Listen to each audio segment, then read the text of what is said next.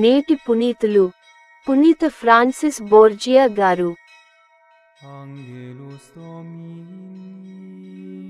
మీరు దేవుని ఆత్మను పొందినది ధర్మశాస్త్రము ఆజ్ఞాపించి దానిని చేయుట వలననా లేక సువార్త విని విశ్వసించుట వలననా? గురువారం, అక్టోబర్ 10, 2024. మొదటి పఠనం పునీత చిన్నప్ప గలతీయులకు వ్రాసిన లేఖ 3వ అధ్యాయం 1-5 వచనాలు. అవివేకులగు గలతీయులారా, మీరు ఎవని మాయకులోనైతిరి? సిలువపై యేసుక్రీస్తు మరణము మీ కన్నుల ఎదుట ప్రత్యక్షము చేయబడినది గదా. ఈ ఒక్క విషయము మీ నుండి తెలిసికొనగోరుచున్నాను. ధర్మశాస్త్రము ఆజ్ఞాపించు దానిని చేయుట వలన మీరు దేవుని ఆత్మను పొందితిరా, లేక సువార్తను విని విశ్వసించుట వలననా? మీరు ఇంత మూర్ఖులా? మీరు దేవుని ఆత్మతో ఆరంభించి స్వశక్తితో ముగించుచున్నారా? మీ అనుభవమంతయు నిష్ప్రయోజనమేనా?